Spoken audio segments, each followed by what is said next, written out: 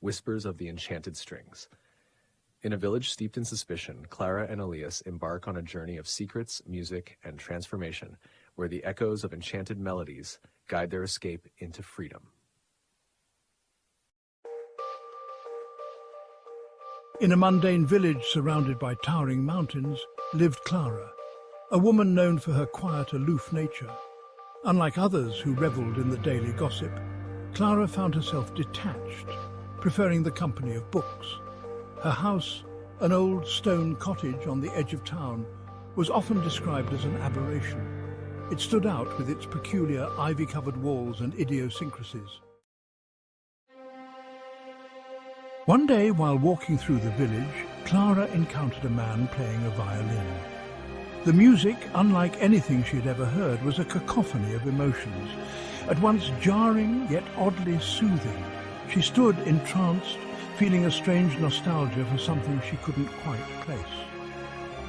The man, with a warm smile and a certain benevolent air, stopped playing and introduced himself as Elias. Despite her usual apathy towards strangers, Clara found herself drawn to him. Over time, Elias's friendship brought about an amelioration in Clara's life. His presence had a galvanizing effect, sparking something within her that had long been dormant. The two would sit by the river, exchanging stories and laughs, forming a bond built on deep camaraderie. But Clara's joy was short-lived.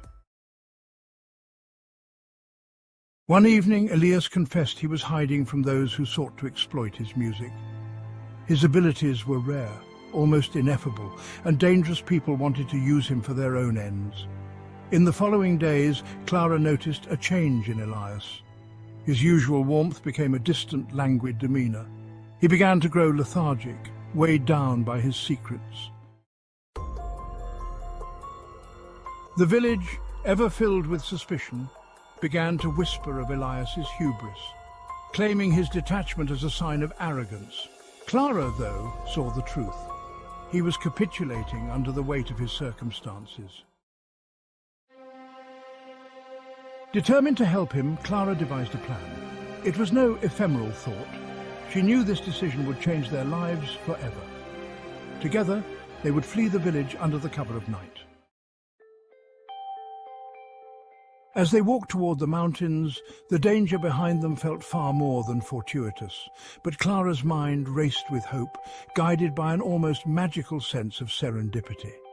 At the peak of the mountains, as dawn broke, Clara turned to Elias. He had fallen silent, his expression a mixture of fear and gratitude. "We've made it," she whispered. Her words, though simple, were enough to break through his obfuscation. Though they had faced many obstacles, their journey was the quintessential test of loyalty and courage. Their bond, like Elias's music, was truly one of a kind, free from the perfunctory expectations of the village below. And thus, Clara and Elias, two unlikely souls, found in each other a gratuitous peace, a quiet victory over the forces that sought to tear them apart.